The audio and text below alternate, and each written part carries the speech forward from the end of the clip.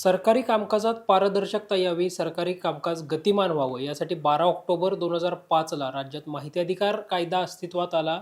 या माहिती अधिकार कायद्याचीच कशाप्रकारे पायमल्ली झाली याची अनेक उदाहरणं आतापर्यंत समोर आलेली असतानाच आता सावित्रीबाई फुले पुणे विद्यापीठानं हंगामी पद्धतीने करार पद्धतीवर माहिती अधिकार अधिकारी भरण्याची एक जाहिरात जी आहे ती काही प्रमुख वर्तमानपत्रांमध्ये प्रसिद्ध केल्याचं आज पाहायला मिळालं. आणि याच विषयावर बोलण्यासाठी आपल्यासोबत पुण्यातील माहिती अधिकार कार्यकर्ते विजय कुंभार सर आहेत.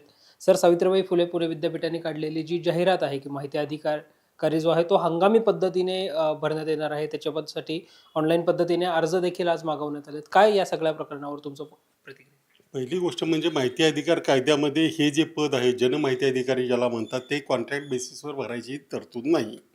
हे त्याच खात्यातला किंवा त्याच विभागातला कोणीतरी जो कर्मचारी असेल, अधिकारी असेल, त्याला हे पद द्यायचं असतं. आणि या संदर्भात अनेक कोर्ट कचेऱ्या झाल्या आहेत, हायकोर्टाचे निर्णय आहेत, अगदी केंद्रीय माहिती आयोगाचे, राज्य माहिती आयोगाचे निर्णय आहेत. तरी पुणे विद्यापीठाने एका खाजगी माणसाची नेमणूक करायची आज जाहिरात दिलेली आहे. ही जाहिरात चुकीची आणि बेकायदा आहे. याचं कारण असं आहे की बाहेरच्या माणसाला आतल्या जे कागदपत्र आहेत त्याचा ॲक्सेस असता कामा नये. हा जो कंत्राटी माणूस आहे त्याला अशा प्रकारे कागदांचा ॲक्सेस देणं हे चुकीचं आहे. कारण त्या माणसाला जो जनमाहिती अधिकारी आहे त्याला ते ठरवायचं असतं की कुठली माहिती द्यायची आणि कुठली कशा पद्धतीने द्यायची. परंतु असा जर बाहेरचा माणूस आला तर ह्या सगळ्या माहितीची त्याला माहिती दिसणार आहे आणि कायद्यात ही तरतूद नाही. तरी यापूर्वीही माझ्या माहितीप्रमाणे पुणे विद्यापीठाने असा कंत्राटी माणूस नेमला होता. ते पूर्णपणे चुकीचं आहे. त्यामुळे मी आज आमचे मुख्य माहिती आयुक्त आहेत त्यांच्याकडे तक्रार केलेली आहे कलम 18 अंतर्गत की हा जो विद्यापीठाचा कारभार आहे त्याच्याकडे लक्ष द्यावं आणि अशी नेमणूक देऊ नये आणि या संदर्भामध्ये योग्य ते आदेश सर्वांनाच पारित करावेत अशा अर्थाची मी तक्रार आज मुख्य माहिती आयुक्तांकडे केलेली आहे. हे जे जनमाहिती अधिकारी हे पद आहे यासाठी प्रामुख्याने काही अर्हता असते का गव्हर्नमेंटच्या पातळीवर, आणि यांचं प्रशासकीय किंवा या सगळ्यामधलं कामकाजाची पद्धत कशी असते, काम काय असतं?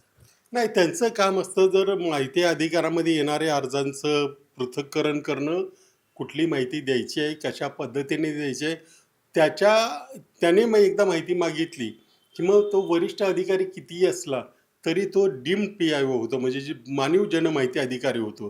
त्यामुळे याला तसे बरेच अधिकार असतात आणि यांना सगळ्या विभागांशी ॲक्सेस असतो की तिथून माहिती मागण्याचे वगैरे सगळे अधिकार असतात.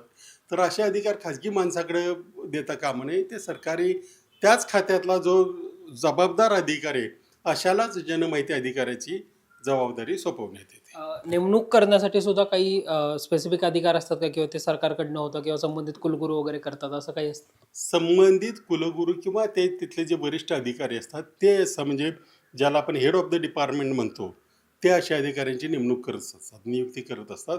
आणि तो त्याच विभागातला एक जनमाहिती अधिकारी त्याच्याकडे हा चार्ज द्यायचा असतो, म्हणजे तेथेच काम करणारा अधिकाऱ्याला हा चार्ज द्यायचा असतो.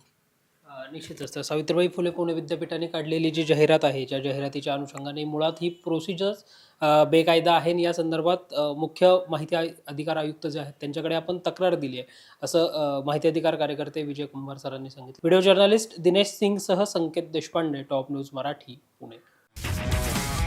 तुमची car, electric panel, data server आगीपासून सुरक्षित आहे का? नाही? मग आजच बसवा F protect temperature activated fire suppression device. यामध्ये आहे eco friendly non toxic pressurised liquid, जे आग लागल्यास क्षणार्धात ॲक्टिवेट होऊन आगीवरती मिळवते नियंत्रण. बसवण्यास अतिशय सोपे आणि सुटसुटीत. टेकालिपचे एक दर्जेदार उत्पादन एफ प्रोटेक्ट.